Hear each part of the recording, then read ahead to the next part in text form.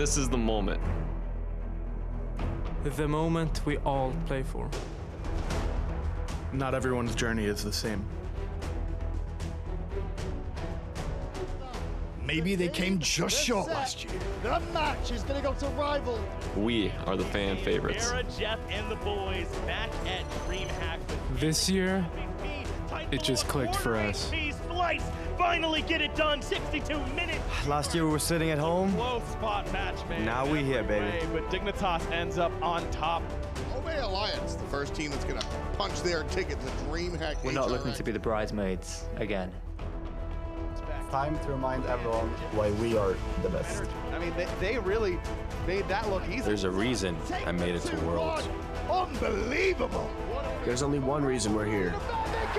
To defend our title. It doesn't matter how we got it.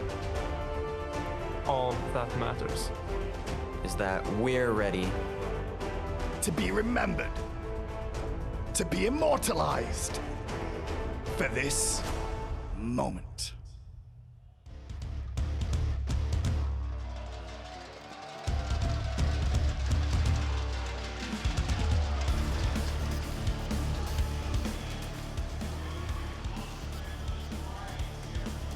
Welcome back, everyone, to Mixer Presents HRX 2018. I'm Kelly, joined by Lasbra and Anatoly here at the Alienware Analyst Desk. It's day 2. The crowd's already hyped. We haven't even started the matches yet, but after day 1, how could you not be hyped? I got goosebumps, honestly. After watching that video already, some of the players that were introduced, Barracuda adapting PBM, no longer their moment, unfortunately. They're sent home. It's crazy to think about. Every world champion is out of the competition. Yes. New champion, that means now, between these last remaining teams, Dignitas, Splyce, Trifecta, Rival. This is all their opportunity now. How are the players feeling knowing that? Yeah, I'm very excited to see that, and I'm pretty sure they're very excited themselves. All right, well, let's take a quick look at the bracket and the games that we got to see yesterday. And who could have predicted these turnouts, guys? Dignitas versus Space Station Gaming, the hometown heroes, going down Dignitas 2-1 against them, although it was a close fight. It definitely was. Space Station throwing Dignitas for a loop in that second game, and in stir on the circuit. In both games, played phenomenally, bringing it for North America, but then Dignitas' Trixtank, he was playing lights out. Yeah, we had the Nisha, the Fenrir, he's doing insane plays throughout the whole set. And it seemed like it was mostly the dual lane pressure that allowed either of these teams to win. When Trixtank started in that game number 3, there was no response for Space Station. Yeah, I think the dual pressure is so important for them. And also, I want to say, like, Andestar, he really controlled, like, everywhere. He was in dual lane, he was in solo lane, getting kills everywhere, especially on the circuit. However, going into the semifinals here, Dignitas kind of had to show their hand a little bit. We saw how defensive they were in games 1 and 2, and they came out with a completely different comp in game number 3. That's right. It was the off for Zyrhoes that was so difficult for Space Station to be offensive on the Phoenix Sieges. But I think at the end of the day, once they swapped it to Discordia in game number 3, Zyrhoes was just able to follow up with more utility and allow the Fenrir that Discordia passive. Yeah, I'm expecting to see a lot of aggressive plays today and a lot of pressure. But something that Taka was saying on the desk yesterday was that it seemed like Qvofred and Trixtank, who have a notorious habit of underperforming at LAN, seemed a little on edge.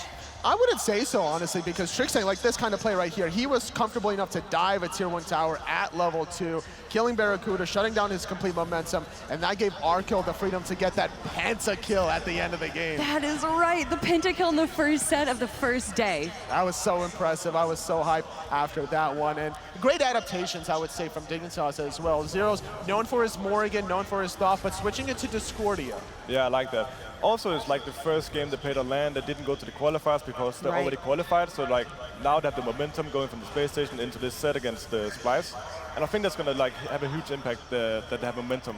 And that's a good talking point that you mentioned. Dignitas were not in placements. They had a lot of hidden strategies with the Naja support, with the Fenrir support. And then Splyce was in the same exact boat where they didn't go through placements. Obey did. Obey looked like a dominant team there, and they fell to the North Americans. Yeah, it's actually like an even split. Everyone has their own opinion whether it's better to play in the placements or not, but it was 2-2, so it looks like it's really dependent on the team. The team needs to be well prepared because it didn't seem like Obey was prepared whatsoever. They didn't respect Cyno's Naja. Yeah, let me tell you who was prepared, though. Splyce, 2-0 against Obey, and even when they were down, even when they were below in golden kills, they were so confident and played so safe.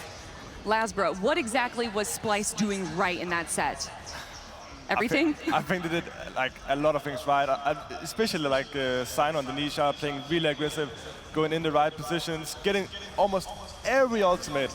Like, that's very impressive on Alicia. Also, Moswal playing the outwash. I don't think that Obey Alliance really respected that either, because the defensive ultimate, being able to peel for yourself, there's nothing that Captain Twig can do. He can't stay in the backline against all those zombies. At the end of the day, Divios playing the Geb in game number 2.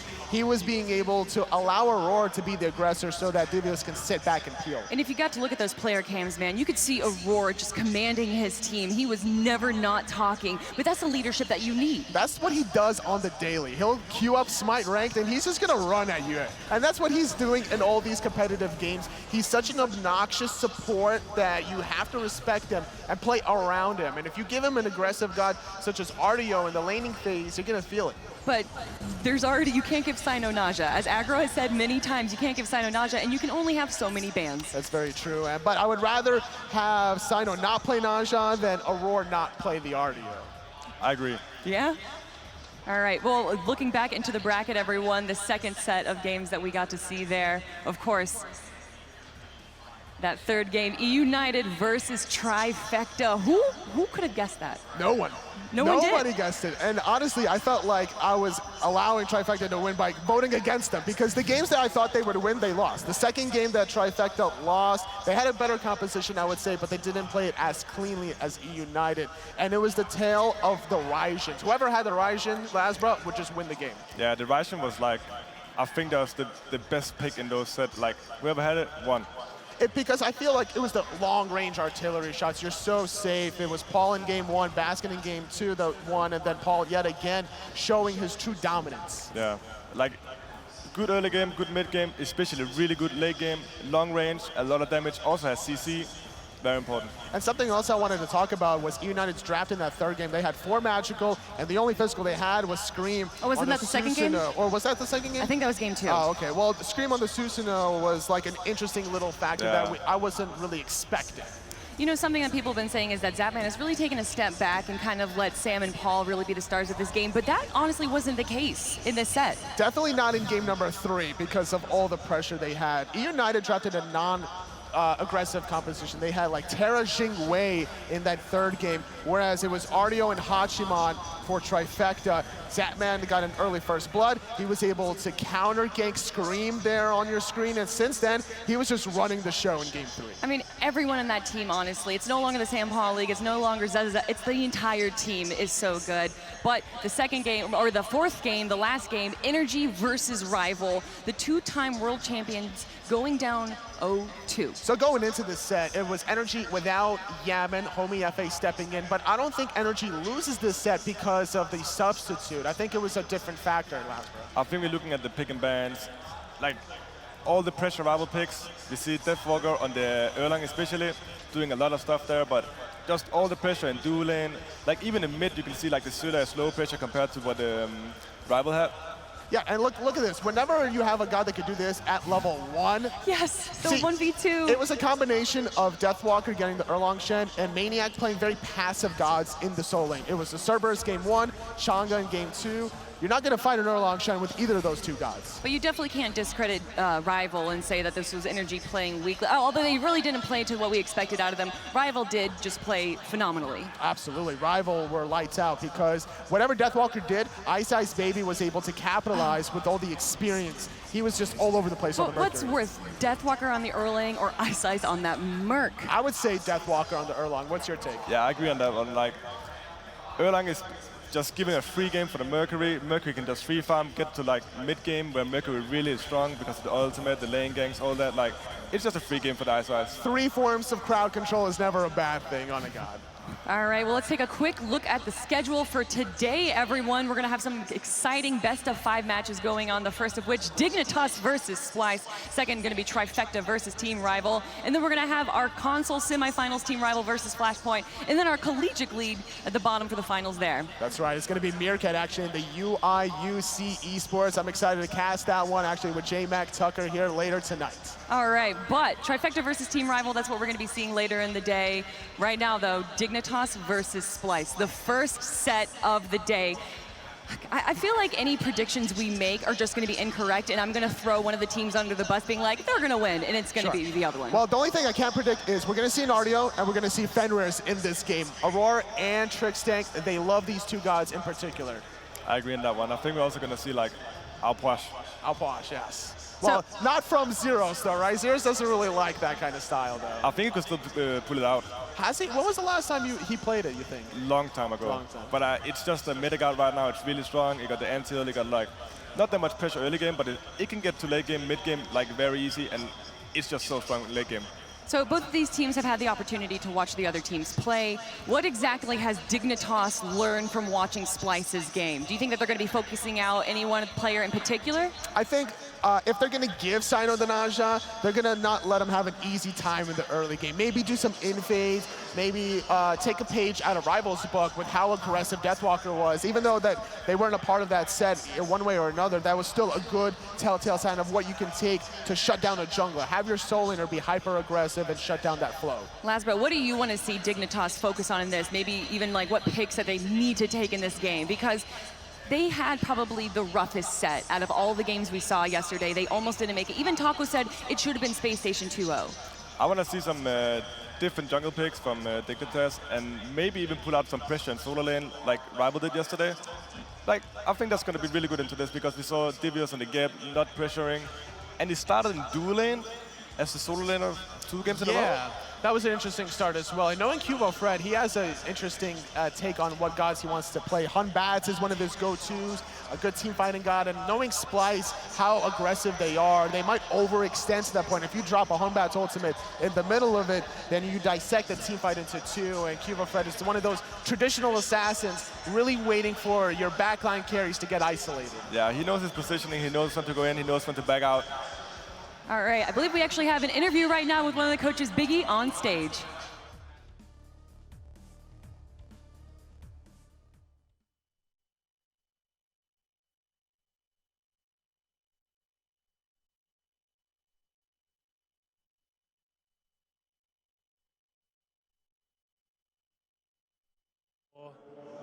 And game 1 we played well, and we just trusted our late game and our team fight. We messed up second game, we got picked too much. Third game, I think we just finally got our draft right and our start right, and that's like the dig that we expected. What about this Splyce team has stood out to you between their performances during the online split and what you saw yesterday? It surprised me. I even said in the post-game that I wanted to play Obey because I thought they were the best team. I think if Obey had the time over again, they would probably change some things. I think they gave Splyce a lot of comfort picks, but Splyce is still a really good team, coached really well. They put in a lot of effort. Like, they're really grinding the game, so they deserve to be there. Do you feel like this is a good matchup for you guys? Splyce is a pretty unique play style. I mean, they're unique, but they also have comfort picks as well.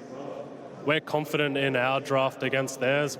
I think we would have much preferred play Splyce than Obey, so we're confident. All right, man, good luck. We're excited to see what you guys can do. Let's throw it back to Kelly on the analysts. So they prefer to play Splyce over Obey, so they're really happy with these results here. But, I mean, how can you say that against Splyce when they went 2-0 against them? I mean, from Biggie's words, they're really good. They deserve to be here. He's respectful, but he's still expecting to win. He's still very confident in his squad.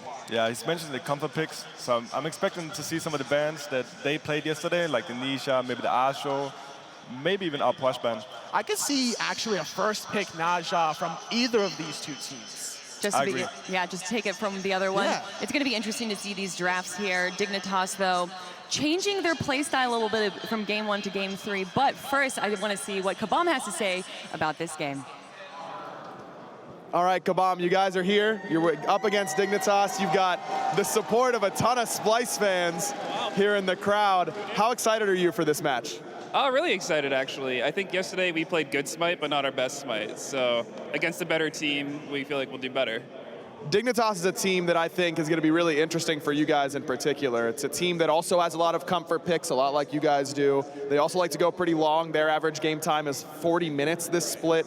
Do you think a long game is in favor of you guys or them? It's definitely in favor of us. If you've ever played with Aror in ranked, you are there for the entire 60 minutes.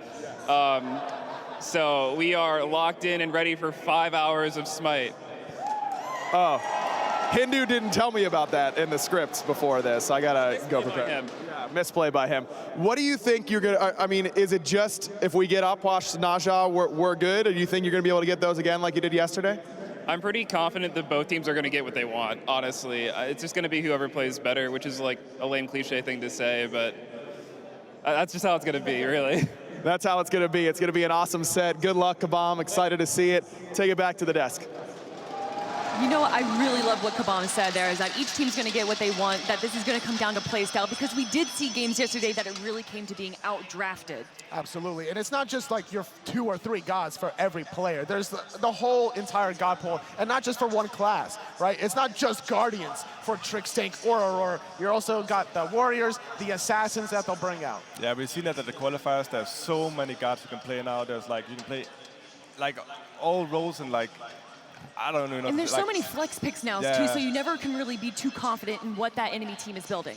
Absolutely. I think that the flex picks is what's going to allow either of these teams the slight advantage in the beginning of picks and bans. Lasbra, are you going to want to see the early aggression that we saw from Game 3 out of Dignitas, or do you want them to be a bit more passive and play the late game like they said Auror's planning to do? I want to see full pressure. Ooh, full pressure. Well, picks and bans for game number 1. Dignitas versus Splyce is ready to go, everyone. This is going to be exciting, Kelly, Lasbra. These two teams making it to day number 2. Dignitas had a rough journey up against Space Station. Splyce made it look easy against Obey Alliance, but I don't think it's going to be easy against Team Dignitas. I think Dignitas really got like the kinks out. They feel comfortable now. That last game just looked so good. All right, look at these bans already. Nothing that we didn't expect. Odin, Freya, and Naja banned in the last ban from the first phase. Going to be coming out in just a moment.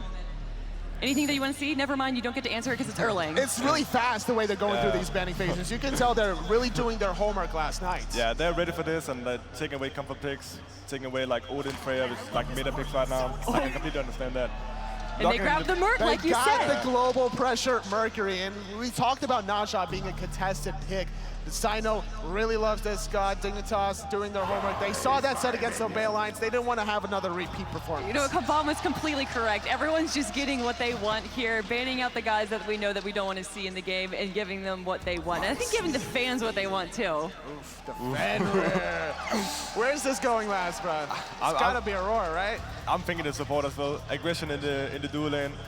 I want to see Dig go with full pressure as well, having the Mercury, just get Mercury to mid-game and then like just play around the ganks. But is this going to be Fenrir for Aror in a comfort pick, or are they just taking that away from Trix because they saw what he could do with it? A little bit of both. Knowing Aror, he loves everything, honestly, so it's not just a comfort pick. He has actually been one of the first SPL players to bring out the Fenrir support way back in Season 1/2. But Discordia Chiron, I'm a little surprised not to see the Ardio actually because of the cripple being able to lock down Fenrir. Maybe they're going to be able to hope that they just don't pick it here for Splyce and they can get in that next ban phase. Yeah, I like the Chiron pick here. It got the cleanse for the Fenrir ultimate. It got snipes for the outpush in the late game team fights because it's hard to get in range with the outpush. But as Chiron, you have your snipes, you have your ultimate. It's really strong. That's a good point. Distance against Alpwash, so you don't have to really be that close. Mercury can just Sonic Boom right through. Chiron can follow up on that. I like that combination. Yeah. Baron not wanting to be seen in the solo lane on Splyce, and then we got a Geb ban coming out here. We saw Splyce do pretty well with Geb. But the Xbalanque pick, Lasbra, talk to me about that. We saw Xbalanque a few times yesterday, but why pick him before the second ban phase? We have Xbalanque.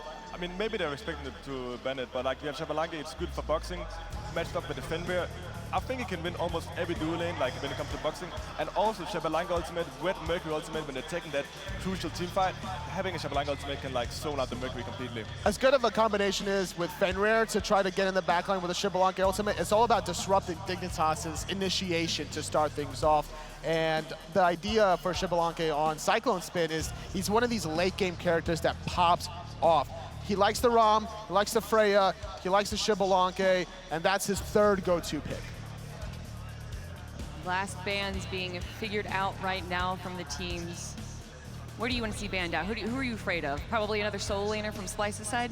Yeah, I think they're both looking to ban solo laners. Like, I think they're expecting the gap to be the solo, like Baron. Maybe Athena could be a flex pick as well for Dignitas. So I think it's a good ban. Ardio is still open, Terra is still open. 2 impressive Guardians that have a lot of good value in team fights. Yeah. Also, like, it's fine for laning phase having, like, Arshu is really strong on laning phase right now, so it could be a good pick for pressure as well. Any unusual picks that we could probably see from Dignitas, who we saw do some unusual playstyles in Game 3 of Set 1? For solo lane and support, I mean, so when you bring out the Naja support in day number 1, Game 1, who knows what Trixtank has up his sleeve from there? We haven't seen much of Sobek, but I would like to see a Sobek solo for Dignitas here. That's very true. Did we see Sobek at all? No, I don't think it's not in day number 1. Yeah. But it's been a very popular pick in all of Smite. Like, it's just one of the go-to safe picks. It has so much great initiation, chase down value with the slowing minefield of his ultimate. It's very difficult to gank him in that solo lane, but we'll see. ban. That means that they're really thinking that this Fenrir is not going into the jungle out of Splyce. With how valuable Fenrir support has been in the placements, every team in the placements was basically bringing it out. Terra coming out for Splyce there, not too much of a surprise. Now 2 picks for Dignitas. I mean, that early, they already got a really good initiation, early aggression. What tank do you want to see on Dignitas' side to allow them to have even more aggression now? Well, they're hovering over the Kuzenbo. It has pressure, it has kill potential. The displacement is what you're really looking for. So once Fenrir jumps in, he's going to get locked down forever. Everyone seems to be prioritizing Chang'e in this solo lane right here, and especially with Splyce banning out Baron. Do you feel that that was a better ban than a Chang'e ban? Chang'e is just more of a safe pick now because you don't have the intel of what the solo lane is going to be on Splyces. Between the Fenrir and the Terra, they both could technically go there. Are they going to give us the bug? No, I think this is a troll. We saw it during the qualifiers, and it did not work out. Oh, but Achilles. We haven't seen Achilles either. This is a great idea because Chang'e needs to get killed early before the sustain becomes an issue throughout the duration of a team fight. So, Lasber, we haven't seen Achilles all throughout the this place of the stage of the World Championships. What does he offer for the team? I mean, he has to execute at 30%. It's really good. He has, like, decent early game pressure as well. He can box a lot. But I'm not sure, is this a Fenrir or Achilles solo? This is going to be actually Terra solo, Fenrir support, Achilles jungle. Yes. I mean, I played a lot of Achilles jungle, especially when he came out. He was really strong. He got nerfed a bit, but I think he's like a decent guard in the jungle right now. And especially with the execute, that's an important factor. A lot of burst damage, especially if you're going to be rotating around in the dual lane. If you want to make an impact, a blink Achilles is scary. Yeah. And also, we see Kuzenbo is like the only frontline. Chang'e is a bit frontline, but she's like peeling for the back, healing and that. So I think they're looking to shut down the Kuzenbo here with the Achilles execute. Well, looking at these 2 team comps, ignoring what they did yesterday, pretend that they didn't even play yesterday, who do you give it to? Lasbra. I mean, I can only go with Dignitas here. I'm going with Dignitas as well. I think that Mercury's late game is better than any Splyce's late game potential. So we got a 2-0 on the Alienware analyst desk for Dignitas, but Finch and Aggro, maybe you guys have a different thought. I think we're in for a very good game here, Kelly. Getting ready to move into the action. Atlanta, Georgia, Dreamhack, Atlanta, HRX. Let's start the semifinals here. Dig going up against Splyce. It's going to be a great matchup. These 2 teams, I think, line up really, really well against each other. They have similar play styles. They love to play towards those later stages, the late game team fights. Aror versus Trix, 2 of the longest standing supports. I can't wait. No, it's such a big matchup, and I think you're right to sort of hone in on this duo lane, because for me, Splyce in particular, it's CycloneSpin and Aror. They often try and get ahead. They try and bully in that duo lane. Are they going to be able to do that against Arkkyl and Trixtank? I mean, those guys are so good. I mean, if you look at what Space Station did to Dignitas yesterday, I think there is a blueprint there. Not to necessarily pressure them, but to take their pressure away and neutralize them a little bit in that duo lane. I think that would be a good area for Cyno to try and exploit. But I think Divios in the solo lane up against Variety is going to be a big one to watch out for. And of course, Cyno versus Qvo. Yeah. It's going to be a really, really tough match, I think, for both of these teams. Splyce is playing really, really hot right now. And that's another big adjustment, right, is that they've got Cyno playing on not the Naja. That's something he's been so strong on. Everyone's been stopping me here at the event, stopping from playing the Naja. But we will delay you no longer. Let's move right into the action for Game 1. And we are indeed following along with Cyno,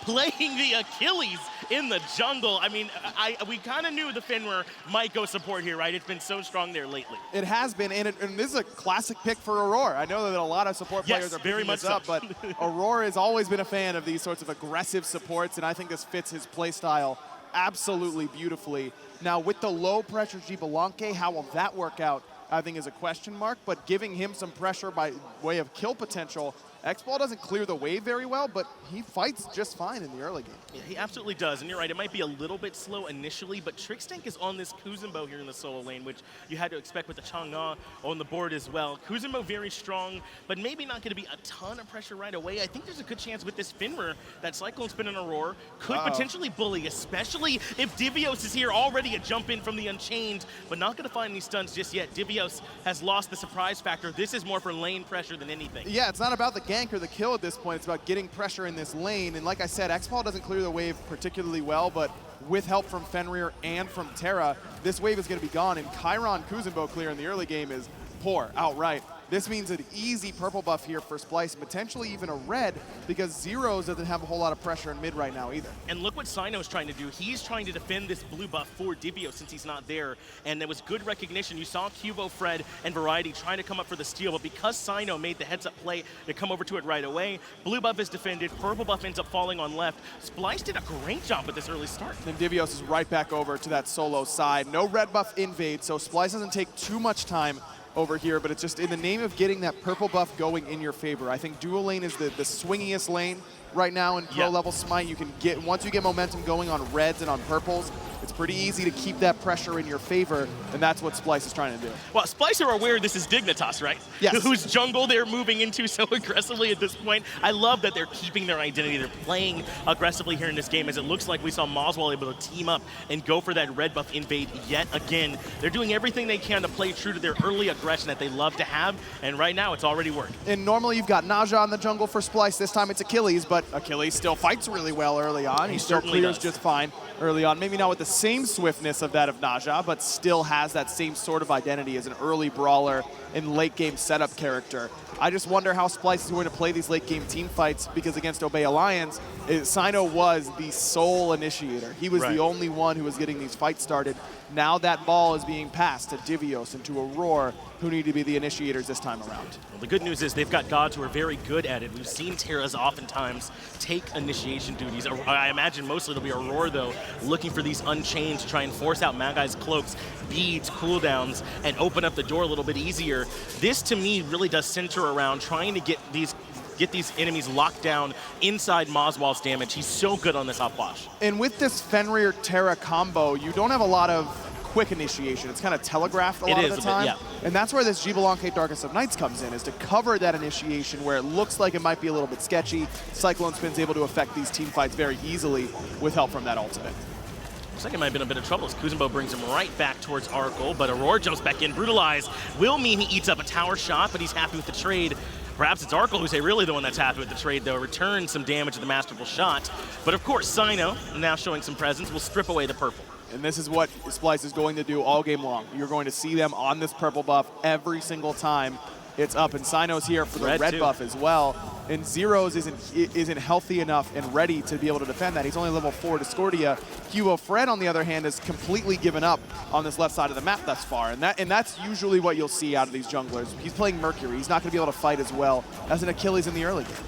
Unchained stun lands yet again, but no more damage will come through in a Trixtank, or at least no more threat, plenty more damage. And this time Cyno is not here for buffs. He's here to wait. He has the blink and could certainly come over the wall. There is no execute yet, so this is going to be more about the damage, but they find nothing there. Dignitas able to make it out. Quick beads from Arkkyl, and that's encouraging for me if I'm a Dignitas fan, because Arkkyl has had some struggles on land. I know we got a Penta yesterday, but also had a pretty bad game before that. And a lot of his bad games, in my mind, center around relic usage, as they do for many carry players. It's what separates the good ones from the great ones. And Arkkyl, with a quick reaction time, shows me that he's locked in already. I imagine Dig very much is. As long as they don't underestimate this Splyce team, it's hard, I think, at this point, not to give them that favorite tag in this. And Dignitas often come in that way to LANs, don't they? They're always the strongest team in Europe online, but they can't quite close it out in terms of being the overall winner when they get to LANs. A lot of second places for them are not even making it to them. Staying locked in, especially this early, that's going to be the key for this Dignitas team to follow through and be able to get their wins. And I think the way that they played yesterday against Space Station is a good starting point for them at this LAN, because they went through some adversity. I think that if they were to just come out and outright stomp Space Station and then hit the wall here against Splyce when you're already in the semis and Splyce is running hot, that may not have been conducive to them winning a whole best-of-5 set. But I like that they were able to go through some adversity yesterday and bounce back and not just look good, but have their best performance after getting beaten in Game 2. I think that says a lot about where they are mentally. And the fact that this is a best-of-5 it seems particularly relevant to me because Splyce loves to play picks that are non-traditional, which I think is a big boon to them, you know, in the best-of-3 format. But in the best-of-5, we'll hold the thought, and that is Arkkyl gets pulled back in by the Ragnarok. CycloneSpin finds your respawn. First blood. Splyce hit home first. And of course, it's around the duo lane, right? Yes. And again, that goes back to the very first thing that Divios did, which is start on the left side of the map. It lets Aror hit 5. They're not done yet, though. Brutalize gets some good damage on the Qvo, forces out the beads early on. Aror, a nightmare on this Finrear so far. I love the way he's constantly forcing out relics. And then Cyno, heavily on this left-hand side, will be able to capitalize. This is all what Splyce is designed to do, which is get your relic out with the Achilles or with the Fenrir, and then use Ragnarok to really punish you. Arkkyl being level 4 also means that it's impossible for him to get out of that damage. And while Ragnarok can be vulnerable against the cleanse of training exercise, just like with the Geb and the shield, he can't shield himself while he's in your mouth. Chiron can't cleanse himself while he's getting picked up. So that's going to be where a lot of that focus of Aror will be.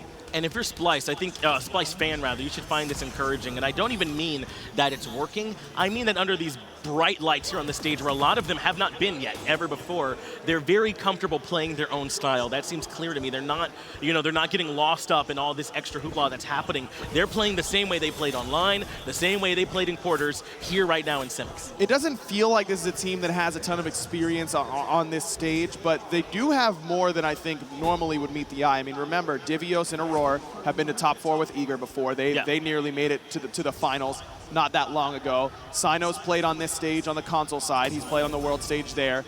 Moswal is the only one that doesn't have that level of experience because Cyclone has played on tons of LANs on PC, also for console, won a world championship. So I think that you're right in saying that Splyce may not look like a team that should be super comfortable on LAN, but they're giving Moswal the same pick every game that he looks very comfortable on. He hasn't needed to prove that he has to be comfortable on anything else. No, and I think that's a big factor. They did take away the Najah, but letting Moswal stay comfortable on this op wash is something that very well could adjust throughout this best-of-5. That'll be one more thing to keep our eyes on here.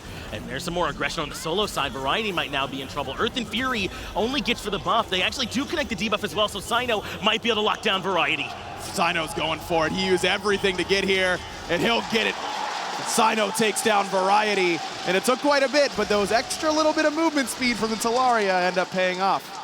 And I love the idea there from Divios to drop down that Earth and Fury, even though he wasn't like right there in the area. It's such a big circle around him for the ultimate to give a little bit of extra help towards Cyno, make sure he was able to make it in. Great recognition. They could take down Variety. They now have established pressure on both sidelines. And I also like that Cyno uses Fatal Strike, not as the execute, but as a gap close, because he knows he just needs to get in range for that stun, and that'll be the end of Variety. Variety did all he could, but Cyno was just a little bit too patient with that stun. The extra little bit of immunity, just a couple seconds too early. And remember, Variety's up against a magical damage dealer, the Guardian, in that solo lane, so there's no early physical procs. Chang'e's love to go breastplate of Valor, but I think in this matchup, Variety had to wait a little bit longer, so that Void Stone not doing a ton to help out when Cyno is the one that's coming over to deal the damage. Also, no cooldown boots for Variety, That's so it's going to true. be a little bit before he had the immunity up anyways. You're right, you usually will see the breastplate of Valor rush, which is 20% CDR off the bat. Variety's gone for the Mage's Blessing, so he still has some degree of CDR, but not as much as he normally would, being 2 items deep, even with the pen boots on top of that. Sometimes you'll see Chang'e's be full CDR at this point, but Variety's nowhere close. And are you surprised at all that Qvo has been relatively quiet throughout the early game? I mean, Mercury farms so well with this Golden Blade in the early game. He's so often ahead. The ultimate is so impactful. We haven't seen much yet. No, not yet, but that's because of the way Splyce has played the left side of the map. And the first time that Qvo finished off the Golden Blade, he was there for the purple buff defense. Unfortunately for him, Cyno was on the right-hand side at that exact same time, which is a really, really smart play from Cyno because he knew Qvo would have to be on the left to defend against that buff. But as soon as Qvo has that power spike item, now is when he's ready to fight. Once again, though, Splyce looked like a caravan running through the jungle to try and come towards the purple, but a little bit too late this time, not going to be able to lock him down. Perhaps they'll turn around for the red buff instead, which is spawning, but it looks like no. At this point, Dignitas may have defended their buffs. No, Splyce are indeed ready to fight. Aror jumps in first. He tries to grab Trix, but immediately into the watery grave for the CC immunity. Qvo still lurking and has that Sonic Boom ready, but Moswal with a little bit of damage over the wall. Qvo does manage to steal it away. Huge strike right into the Sonic Boom. That was perfect between Zyrhoes. That means Qvofred finds the curse kill for Dig by taking down Cyno. Now Aror in trouble, Unchained over the wall, but his Variety hunting him down. Arkkyl with the long-range snipes finds the shot. Earth and Fury good, but Arkkyl that much better. Double coming up for the Chiron, and going back in is Divios. Divios does a lot of damage, but no follow-up from the rest of the squad because they're all dead. Everyone from Splyce lines up perfectly, and Dignitas just wombo comboed them. A beautiful strife over the wall by Zyrhoes, and Qvo was ready with that Sonic Boom already pre-charged, hit both with that. The apple kept them both in place, and then the perfect rotation use of Centaurus from Arkkyl. That's the Dignitas that we're expecting to see. Yeah, if I'm going to commend Splyce for doing the right thing by playing aggressively on those buff invades, we got to do the same for Dig for responding like the textbook would have been written is the way that you want to respond to that. Zyrhoes, as you said, the strife is what really put the nail in the coffin, but it's because they had multiple members there to defend both the purple and the red buff spots. And it's Variety's rotation in that also means that Aror falls because his Waxing Moon forces Aror to jump into back into the jungle, not towards Variety up the lane, and that means that he's right into oncoming traffic that is Arkkyl, so really good team play by Dig. And now the question becomes, with the break sort of put onto this early aggression from Splyce, is that going to be the continued game plan for them? Are they going to be there for the red and purple buff spawns again? Do they shift and try and continue to limit Variety and try and steal his blue buff away? Now where does Splyce try and go with this early aggression? That's the problem, is that now at this point Mercury, we just saw it on the red, is uncontestable on these buffs. He's better than Bakasura because he doesn't need to get them into eat minion range. He just has them at any range. And he's got that buff secured with that Golden Blade made you look. So anywhere Qvo is, Splyce cannot really invade successfully unless they're only looking for the fight. Yeah, it looks like Qvo considering going into crit already, which could really start to spell some problems for Splyce. They don't have the tankiest team, a lot of reliance on this Earth and Fury and Divios to be that front line for them because they have the Assassin in the support role for them. They do have Cyno on a Warrior jungle that is some more extra health, but I doubt he's going too tanky with this build. They're going to need his damage as well. And this Kuzenbo pick, I think, is really smart because, speaking of crit, Splyce has gotten a lot of it during their game against Obey. Right. Specifically CycloneSpin, who is also working on a hidden tagger, which normally would be a poison star from what we saw from him. This time might be an early rage to try and get him as many crits as possible with a poison star later on. But I think Trixtank is picking this Kuzenbo because, number one, it interrupts Fenrir Brutalize in lane. Number two, has a CC immune ult, so he can't get bullied by Ragnarok easily. And then number three, because he knows that there's going to be crit. There it is, that interaction you were just mentioning. Trixtank goes right into the watery grave, and that neutralizes out Auror's Ragnarok when he goes up into the big dog form, so not able to grab him. But you're right, it is a bit interesting we're seeing CycloneSpin going to this crit. I think if you remove the Kuzenbo, this is a great team to have crit against, right? Also very squishy, but the Kuzenbo will be a tremendous problem. This signals to me that Cyclone will be doing his best to just ignore Trixtank and try and get to the backline, to Zyrhoes, to Qvo, to one of these squishies, and try and shut him down. And I think it works a little bit better in his favor because this is Kuzenbo's support. Normally Kuzenbo's solo lane is going to be the one diving onto the back line and really making these carries' lives difficult.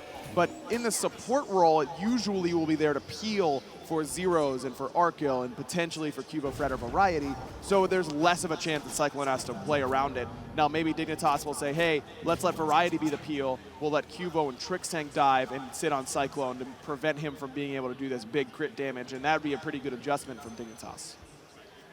There's a couple more threads. We've talked about how strong Splyce are in this early game. We'll consider this Chang'e in the late game paired up with all this damage out from Qvofred and Zyrhoes. That sustain is going to be difficult to match, even with the Terra on the side of Splyce. I mean, yes, it's some sustain, but nowhere near what this Chang'e is going to be putting out. It's going to be difficult for them to find these execute thresholds for them to get their kills soon enough for Splyce the later this game goes. Splyce definitely is going to have a problem with this Chang'e if they don't build enough anti-heal, but Moswal already has a Divine Ruin. That's a good start. start.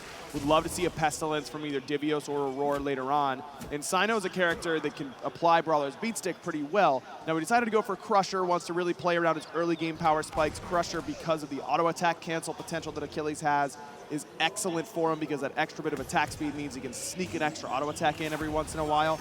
I like the Crusher. It looks like he's going for a Hydra's Lament, which also works very well with Achilles. Every single one of his abilities can be auto-canceled very well.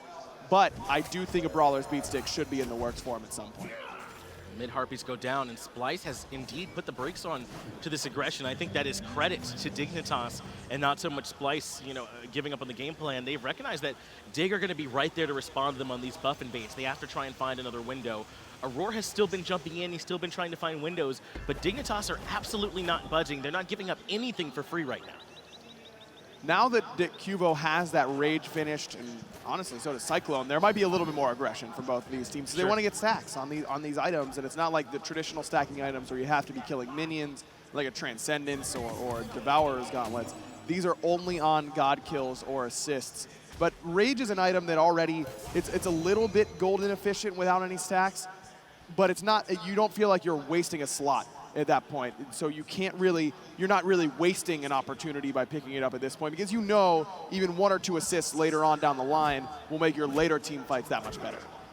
Just some counter warding going on from Trixtank here around the gold tree. They're not going to go in any further. But I do like, as you said, that they're going into these crit builds. It shows that the aggression is going to be coming soon, and we can get a pretty clear idea of what the target focus is going to be from these two squads. So that then means that what's the focus going to be? Because it's there's so much dive potential from Splyce that it feels like it's not so much about peeling for them once they get into their fights. It's about helping them out. But already Darkest Night's Force from CycloneSpin as Dignitas shows some aggression, but Splyce are on the way. Auror's got a good path right here. Might meet up with Qvo, but walks right over a ward, and Qvo changes direction immediately. That's actually a pretty big win for Splyce. They lose the ultimate, but Cyclone was in such danger from that position. To only have to use that and not a relic is actually pretty good. Well, you can see them stacking up corpses. That's how you knew they were very serious about coming to the Gold Fury. The ultimate for Qvofred's already down, and Splyce secure the first Gold Fury of the game. Dig can't make it in, and with the Empty the Crypts, they can no longer continue the chase. Finally, this tie a bit broken in Splyce's favor, though you can see experience pretty heavily favoring Dig even still. Love that call, though, from Splyce. Opwash is always thought of as the area denier and the anti-healer, and he should be because he's great at both of those things. But he secures objective with ISIS level damage if he can set up those corpses. It just takes a little bit of time in order to do that. He's got to have the foresight as Arkkyl has his beads forced out elsewhere. Dignitas secure the Pyromancer for themselves, but that's a nice win for Cyno, I would say, on this left-hand side of the map to catch Arkkyl on the back end of that Gold Fury push and at least be able to get the relic out of it. So Dignitas get the consolation prize of the Pyromancer, which is totally fine for them. Splyce lose a couple of their team fighting ultimates in Darkest of Nights earlier on, and then the Empty the Crypts as Moswal tried to back it up after that Gold Fury. So still Splyce wasn't going to be able to get in there and contest that Pyromancer, and Dignitas is just doing everything they can to get it into the later stages. I said it during the interviews earlier on, both of these teams love to play towards the late game. I mean, Dignitas' average game time during the fall split, 40 minutes. Splyce, one of the highest in NA, around 32, 33. So both these teams very comfortable at playing it into the late game. And that's what was so impressive to me about the performance from Splyce in the fall split, was that they showed us they could win a number of ways. Yes, they're very good at having Aror and CycloneSpin snowball that duo lane, but they're also very good at playing around Moswal and Cyno on these late game picks, on these mages that like to get a few items online and then really start destroying you in the late game. Splyce can win a variety of ways, and variety in the rest of Dignitas might just force them to do that here. As the supports have now hit level 12, we get a chance to look at their relics, and it's a Sunder for Aror. He picked this up the other day as well, and it seems to really like the ability to get a little bit of extra damage off in these team fights and really allow them to kill that first support that they really go on to. Specifically with Fenrir, I think this works very well. If you know Trixtank's ultimate is down, you jump, stun, Sunder, Ragnarok, he's dead. He never hits the ground, and that can be very, very potent. But at the same time, that means there's no sprint for Splyce, because you see a blink coming out of Divios, and that horrific emblem from Trixtank on the other side could cause some serious problems. It absolutely could. It could be very difficult for this team to fight in, unable to try and find a sprint to counteract it as CycloneSpin dashes out. Should be A-okay on the back end. But some interesting choices, a lot of blinks on the side from Splyce, and I think this might be recognition of what you were talking about earlier on, right? Which is that they have fairly telegraphed initiations on this team. Now they have the opportunity for Blink, Earth, and Fury, which is actually a pretty good way to start the fight off if you can hit everybody on the other team. I'll say that's like the best way to start off a team fight, because now everyone on their team is doing less damage and is taking a ton of it. At level 20, which Divios is already pretty close to, 400 base damage plus 60% of your magical power. That is really, really strong. Plus they're dealing 5% less. Plus if you hit anyone on your team, they're getting healed. They're taking 5% less themselves. It's insane. This is one of the best ultimates of the game, bar none. And getting it onto the entirety of the enemy team is a really easy way to win a team fight. That's going to be the idea here from Splyce. And then it'll be up to Cyno, I think, more so than normal, to pick his spots very carefully. Achilles is one who very much needs to be able to weave in and out of the fight. That's why his kit feels so fluid. Picking those times for him to use the Fatal Strikes, finding these opportunities to get to the back line and harass and put in damage is going to be key for Cyno, because he's not your typical bulky solo laner. He can't just sit in the fights. Variety very close to being able to get that tier 1 tower down, but Divios standing strong, trying to defend it. This Chang'e, the difference in both of these players in the solo lane is that while Divios also can sustain himself with a heal and clear the wave fairly well, just as Variety can, Variety can actually heal his minions, whereas Divios' heal does not work particularly well on the minions. So that's the real difference in that lane. Variety, despite being able to rotate over and even taking that spill earlier on to Cyno's gank, is still the first one to get a tower down in this game. And not too hard to believe Chang'e can be quite the bully in lane, even up against the likes of Terra, as Variety does indeed find that tier 1 tower. The first one of the game, I believe, going down somewhat unceremoniously on that right-hand side. He just slowly whittles it down, but that does mean that we're very likely going to see a lot more Variety in these fights now. We're about to cross that 21-minute threshold. He's free to start roaming. Another stacking item now for Qvofred, a High to the Urchin right after his rage. So these team fights, if they start going in Dignitas' favor, are going to really, really be that much more impactful, because it's not just the gold and experience and the objectives that Dignitas will get, it's that their items will continue to get better. Qvofred will get more crit chance and get tankier with every god kill or assist. And this is what we see a lot of from European junglers. A lot of them really like to go for this High to the Urchin in the early game to try and tank up through the mid to late game. And it really does work well, because Mercury can two-shot you with 5 damage items. He really doesn't need 6, and you can really do a lot of work with just this High to the Urchin as your only defense. Absolutely can for Qvofred. I know I built this up like Dignitas was going to be a real problem for this Splyce team in the late game, but it's not as if Splyce are going to really fall off the map. I mean, Xbalanque, largely considered one of the best late-game hunters. Once he's able to have that passive stack, there's no hunter ultimate you'd rather have in a team fight than Darkest of Nights. It's so disruptive. It can facilitate so much for your team. And Splyce recognize that they certainly still have an opportunity. They're considering the Gold Fury, as Qvofred might be a bit isolated on the back end. The root coming out from Divios, it's the lockdown as the dash gets interrupted, and now comes in the Sonic Boom just barely. Qvofred makes it out. That blink intercept there of the dash was absolutely planned, we'll put it that way, but that was sick either way, and Qvo just able to escape, and the fact that he gets out and Earth and Fury was used is huge. Earth and Fury is down, but 2 ultimates down for Dignitas. They've used Discordias and Qvofred as well. Unable to find anything with the jump is Aror, but Sunder has been used. They're going to try and lock down Trix even through the Thorns. He's an execute threshold, and Cyno finds it. Achilles coming up big. It's a 5v4 now for Splyce. Right back towards the Gold Fury, but Moswal's a little bit poked out. He has the sustain with the corpses, and Divios can be there, but Qvo is now back on the map. Still a 4v5 in Splyce's favor. Absolutely is, without Trixtank here, but CycloneSpin not done with this fight just yet. Gold Fury now being pulled back in by Splyce. They want to force a bit of an overcommit from Dignitas if they can make it happen. Cyno no blink, but still wrapping around, looking for Qvo, but can't quite find the stun. Aror and Cyclone taking some decent poke, and this Gold Fury's still healthy. This has been so patient from Splyce, but they have to be careful. The sustain is definitely going to be in favor of Dig, and there's the blink Earth and Fury to get things started. Divios, the first one in. Variety, clearly the target. They force him out, they find nothing more. Waxing Moon to lock down Aror, but he gets back out as well. 2 big ults used from the solo laners, and not much found. No, nothing found by either side, and now Dignitas goes, okay, let's let us try it, because Aror is already below half health. And they know they've got Trixtank on his way back to the fight. He's waddling his way into battle, and he will be quite the problem once this Kuzenbo joins the fray as well. Gold Fury pulled back in now by Dig, and it's Splyce who the pressure is on. Gold Fury low, but they leash it one more time. Moswal just has too much secured. Apple ran onto Divios, but he only drops to about half. Just not enough damage yet, quite yet from Zyrhoes. But Dignitas not giving up on this. They're playing so well around variety on this Chang'e, and Moswal can't get in position enough to try and slow this down with his anti-heal. Instead, Splyce will have to play this a little bit slower.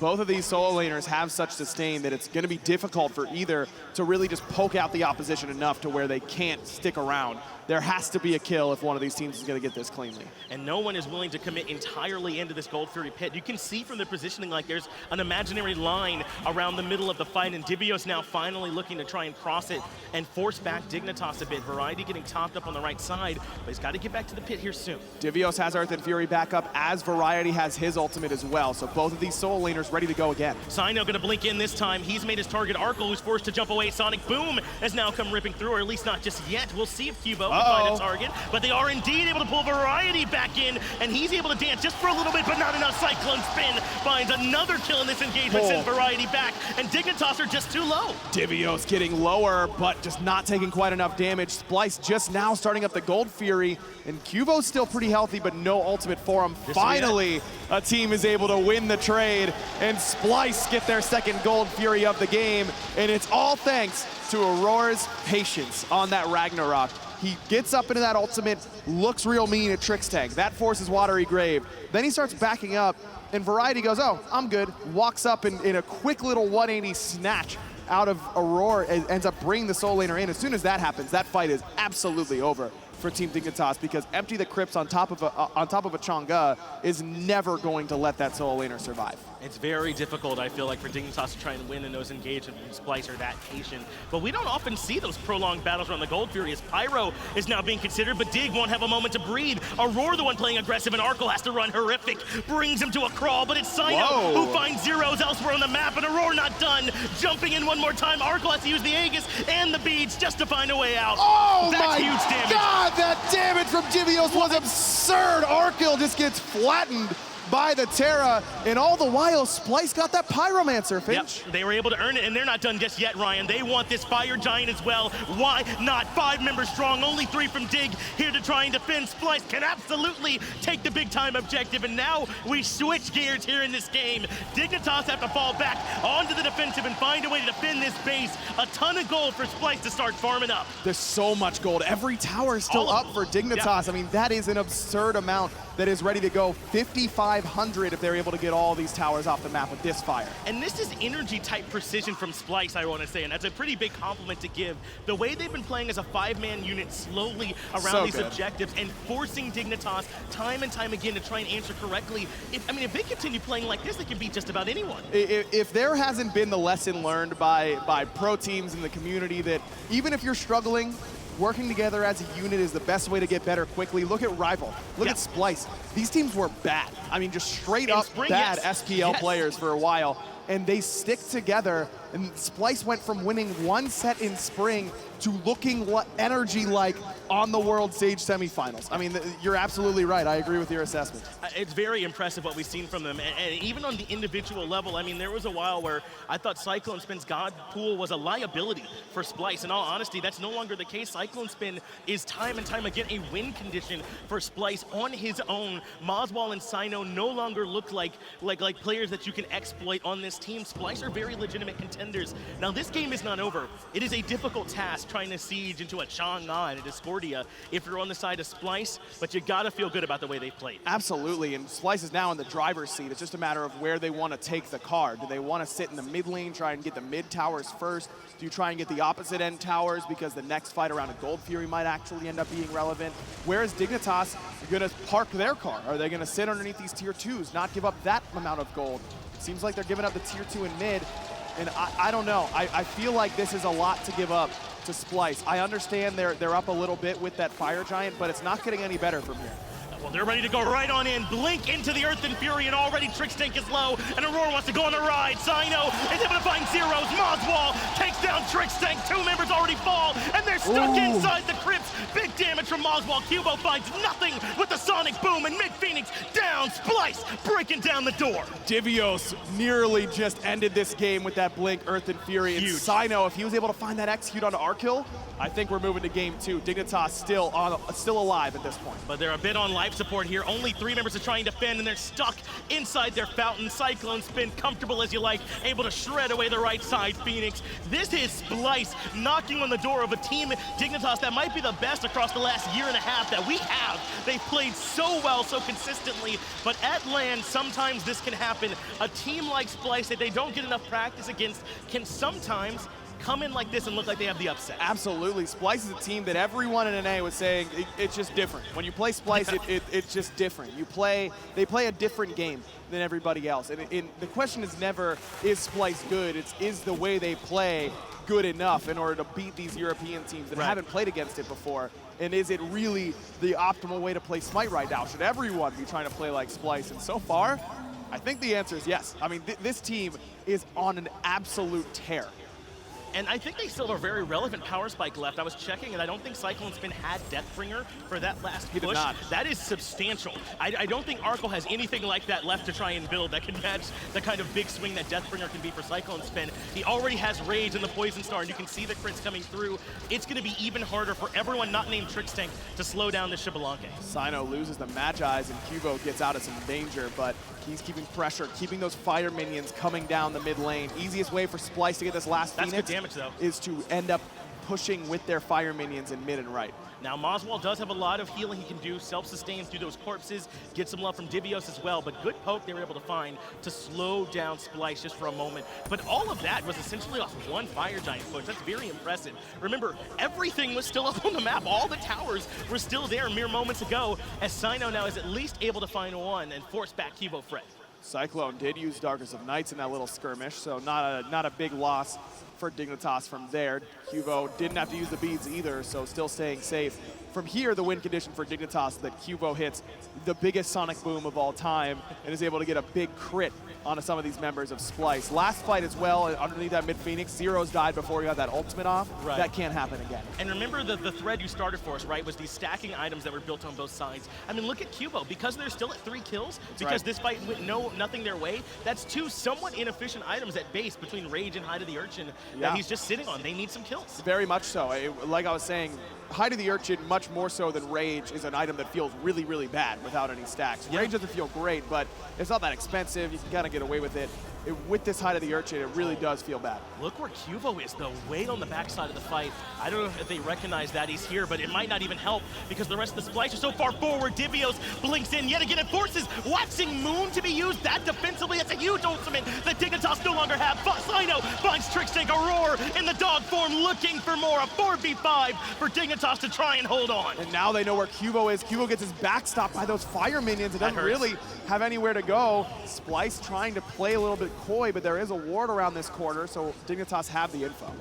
They're going to fall back to the Fire Giant. This is the right call. I really doubt there's a way for Dignitas to come in and try and defend this. So now Splyce get to go in and try the siege that already worked so well for them, except it should be even easier this time. They've been able to finish off these last few items in their build. Shaman's Ring now there for Moswal, an excellent item for Opwatch to make sure he's doing even more damage. That's getting stacked up, and they want to go barreling right down the middle lane, and you can hear it for him. The crowd cheering for Splyce now as they try and push their way in up against Dig. All the momentum in the world is in Splyce's corner right now. The crowd, the gold lead, the Fire Giant, all they have is a couple birds in their way. Mid-Phoenix going down, essentially tissue paper to the boys of Splyce. And I was saying this to you before we got on camera that I think game 1 was the most important game in this set if you're Splyce, trying to get out in front of Dignitas and force them to play reactive to you and your style. And Splyce certainly have a chance on the precipice of grabbing game 1. Right side Phoenix due to respawn pretty shortly. But again, what is Dignitas' best plan? Try and poke him out beforehand and don't let Divios get another big ult. Well, he's turning off the lights first from CycloneSpin. That should open up the door. Right side Phoenix goes down. Cool as you like. Splyce can now move over to the left side. And up until this point, all Dignitas could do is watch. They've had no way to try and slow down this momentum. It's all rolling in Splyce's favor. They've got fire minions pouring in from every conceivable direction, and Dignitas got to find an answer. Now, the good news for Dignitas is that they don't have Splyce doesn't have a minion wave on this left-hand side. It's very, very far. So if they want to try and get that left side Phoenix with this initial push, then they're going to need to do it with without their backdoor protections removed off that Phoenix. That makes it much, much harder to get the Phoenix. But at this point, Finch, I think Splyce is much more interested in the fight. Looks like they are. They want to do anything they can to force Dignitas out into a bad situation. Aror now will rejoin. Qvofred just backed. He wasn't there with the team either as Splyce keeps the minions pushed up, but it looks like they still haven't found the opportunity they want yet. I think Divios is the one looking for the blink engagement. He's the one who's going to try and dictate the pace of this fight. Aror starts first. He looks for Trixtank, forces out the watery grave, and looks for the grab afterwards. Sonic Boom, though, finds Moswal. He's so low in the back, but somehow still alive. Gets away from the apple. Qvo can't find the major look, but Arkkyl tracks him down. A huge kill on the Moswal with the execute from Cyno. Takes out Qvofred. Cyno getting low. Zyrhoes did a lot of damage to the Achilles. That heel exposed, and now Splyce needs to start backing it up, or do they? Earth and Fury comes back in. A second wind now for Splyce as aggressively jumping in from Aror. He wants variety, but a little bit too tanky is the Chang'e at this point. A huge defense coming out from Dig. Cyclone frontlining now as the Jivalanke. No beads for the young man, so he's going to back it up a little bit with Splyce, but Splyce still stubbornly hanging around right around this Phoenix area. They don't want to let Dig get any sort of pressure on this map. And not having Moswal changes the complexion of this push so much. And that's why Qvofred's involvement in that fight was so critical.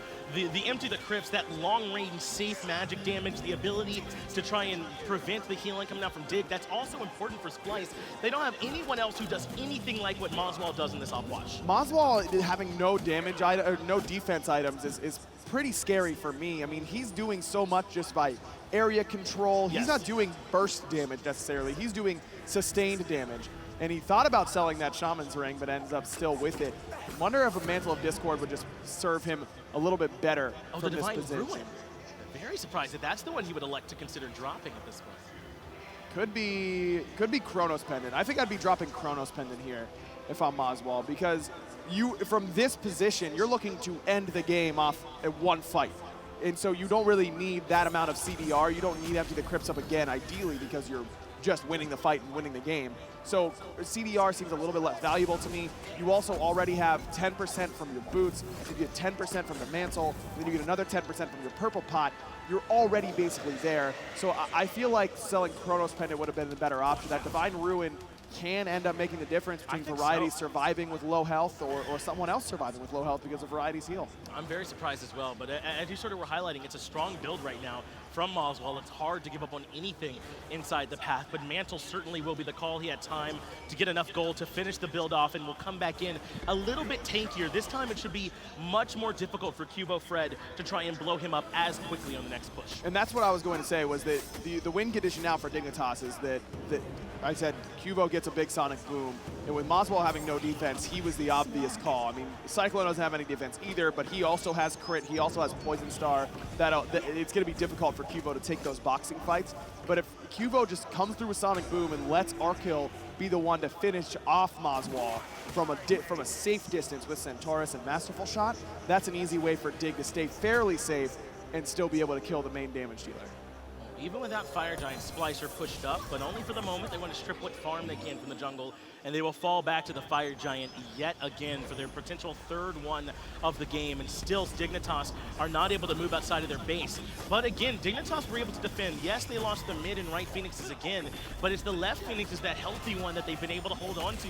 Splyce got to find a way to break all the way through. And during this downtime, I would have really liked to see Splyce push up that left side minion wave. Right, exactly. That minion wave is basically standing by their tier 2 for the last 2 sieges, and it makes it very hard to get all 3 Phoenixes down in succession without winning a fight outright. But at this point, if you're winning the fight outright, you're probably ending the game. You just go for the Titan, no need to worry about it. So instead, they'll try for this Phoenixy solo lane yet again. And up until now, Dignitas has been fairly willing to give them up, but Divios immediately blinks forward and drops the Earth and Fury, and already very low is Zyrhoes in the back, and who else but Cyno comes in for the execute, but Zyrhoes gets the kill from the grave. Aror finds Trixtank 2 for 1 in Splyce favor. And they still have a healthy healthy Cyclone and a healthy Moswal. Sonic Boom comes through from Qvo. He wants Moswal in the back. The shots come out, and it's enough for Qvo to find the kill, but CycloneSpin hunts him down. The Hunter finds one more. Now it all rests on the shoulders of Variety and Arkkyl, broad though they are, to try and defend up against Splyce. Mid Phoenix is going to be the call here for Splyce. I imagine they have time to push up this minion wave alongside it. They've got 35 seconds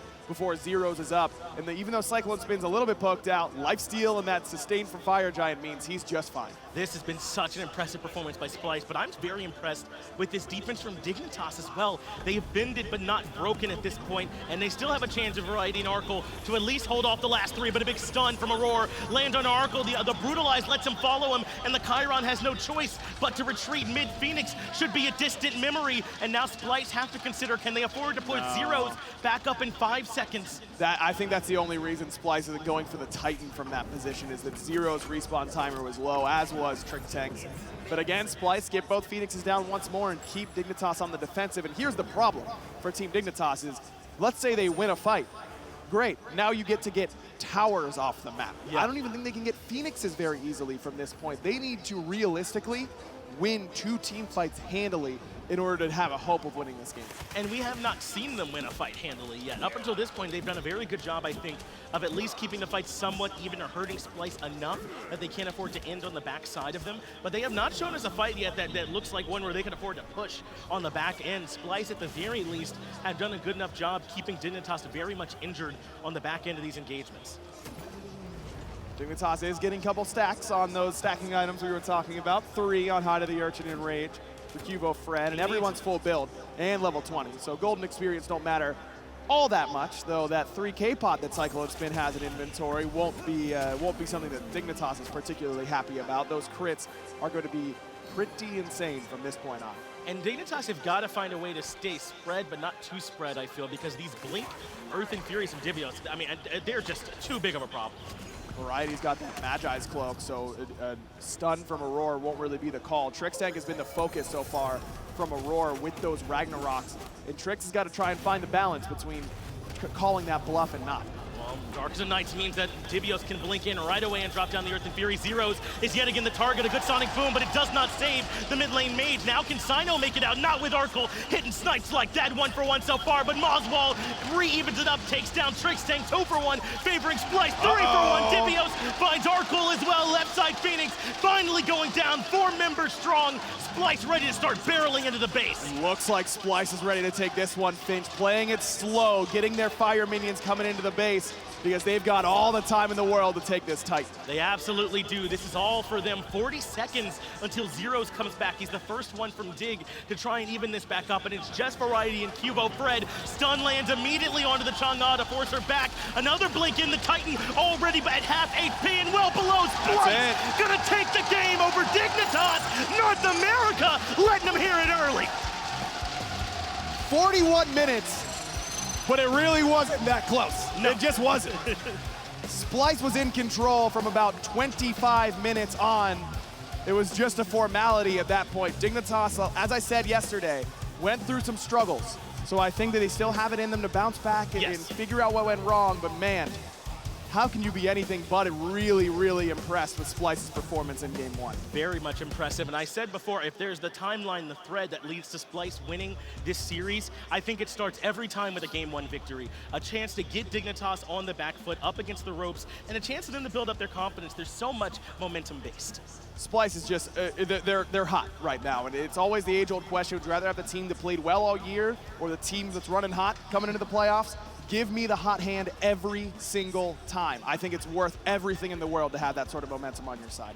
Well, let's see if we can get some thoughts over from the analyst desk as well after a big Game 1 win from Splyce. Thank you so much, Finch. That game already, Splyce looking very dominant, but the early game definitely seemed to be even.